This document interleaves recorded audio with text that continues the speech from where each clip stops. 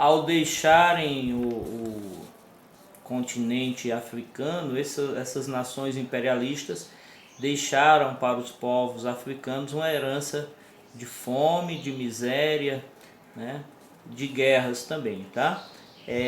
Infelizmente, né, essas nações ainda hoje não conseguiram se recuperar dessa herança imperialista deixada pelos países, pelas grandes potências europeias.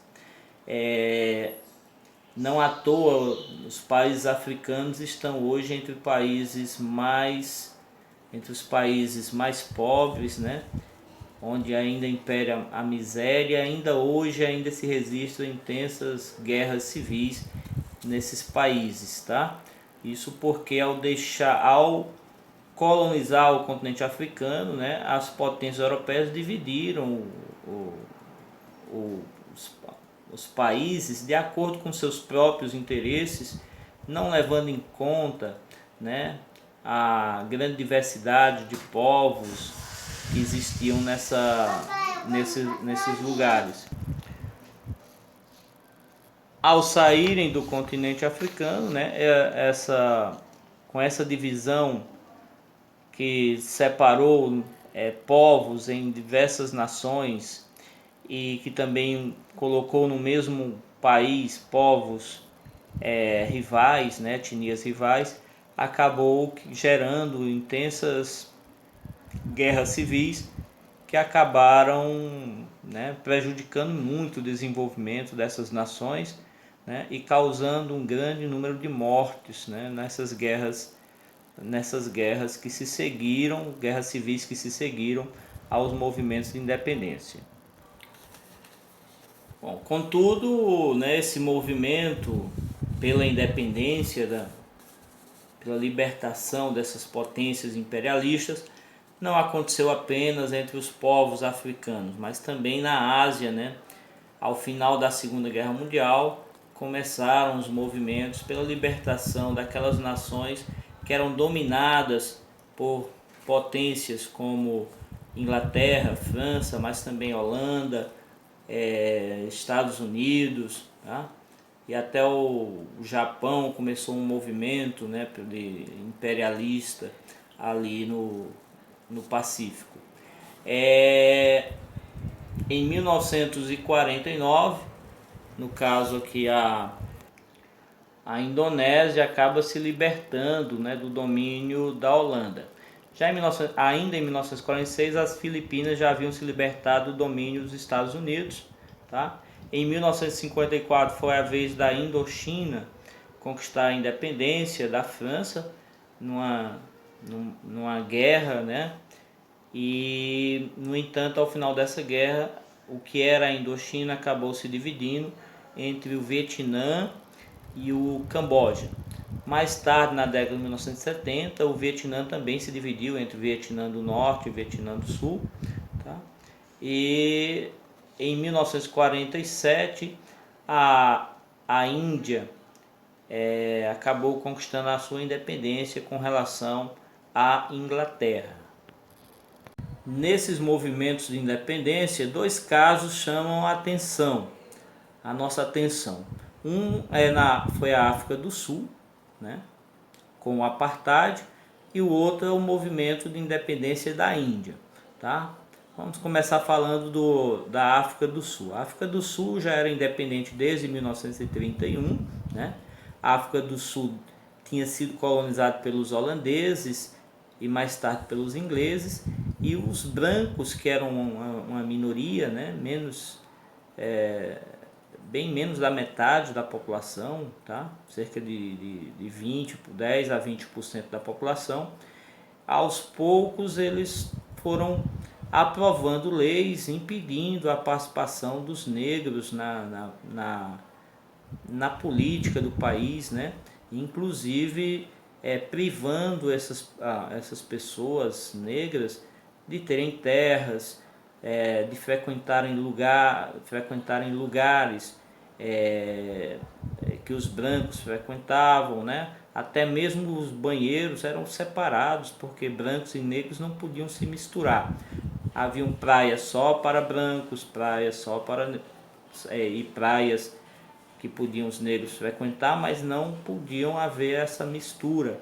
Inclusive o próprio casamento entre brancos e negros eram proibidos, né?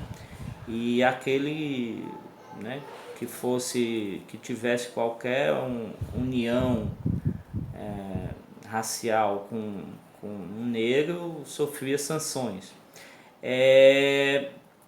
Mas é claro que os negros, né, não aceitaram isso de forma pacífica e resistiram muito a essa opressão dos brancos, tá?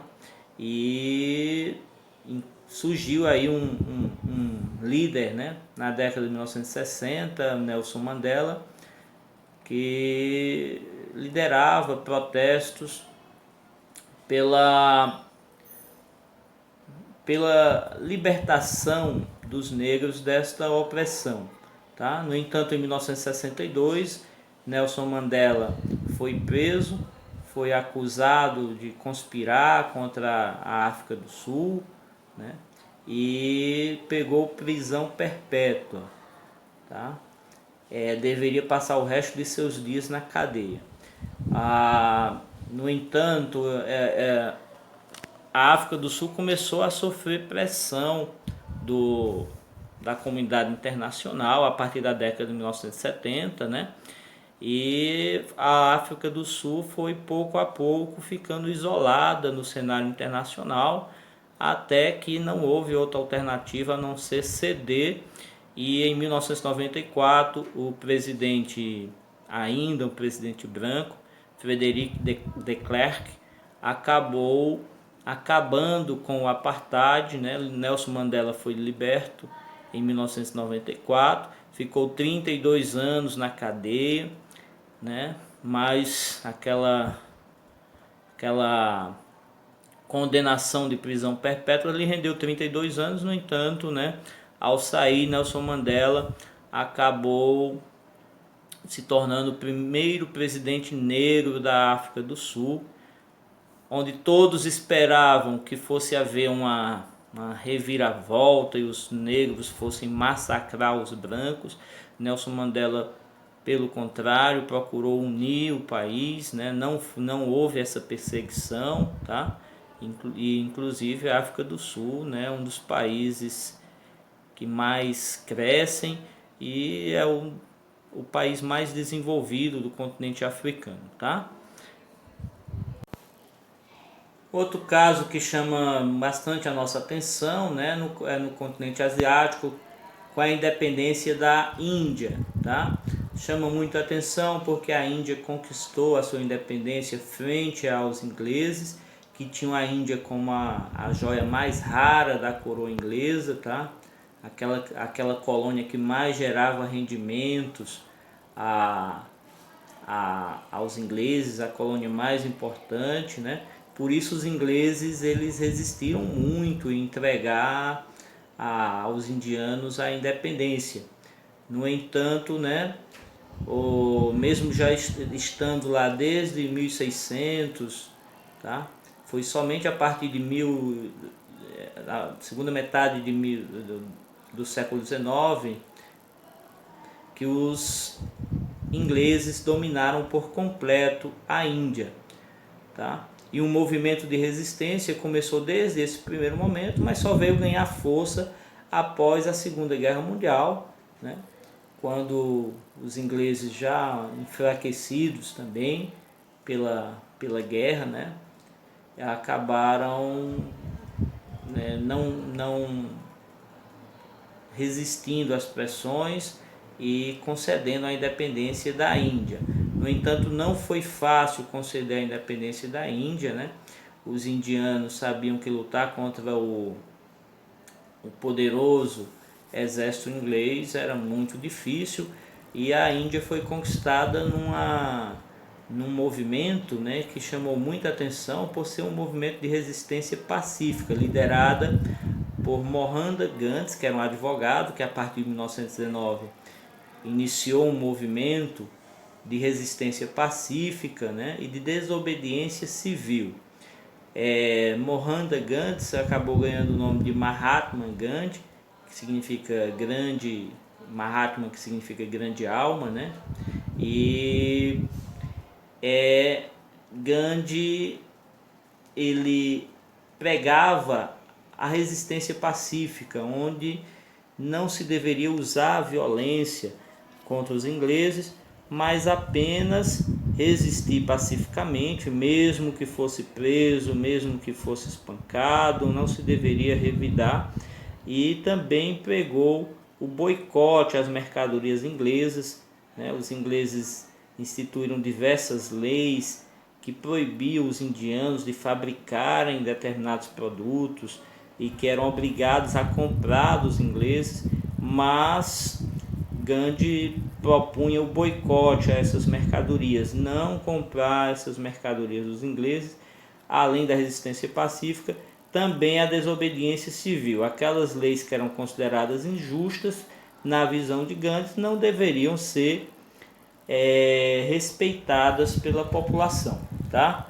Dessa forma foi que Gandhi, no dia 12 de março do ano de 1930, iniciou uma grande marcha chamada Marcha do Sal, para ir pegar o sal, né, a 400 quilômetros de onde ele estava, né, no litoral do Pacífico, né? E Gandhi foi acompanhado de vários seguidores. Por onde ele passava, ele arregimentava mais seguidores. Chegando lá, né, o sal era um produto que era obrigatório comprar dos ingleses, e Gandhi, chegando lá, pegou um vasilhame, colheu a água do mar, esperou que ela evaporasse e juntou lá um punhado de sal. Ali foi um gesto que chamou muita atenção, um gesto pacífico, mas que acabou sendo simbólico, né? No movimento para a libertação da Índia, tá? Gandhi também usava roupas simples, né? Onde ele mesmo tinha sua maquinazinha de fiar para evitar comprar o tecido inglês. Ele mesmo fiava os panos que compunham a sua roupa, tá? Carregava pouca coisa, apenas um par de chinela, né?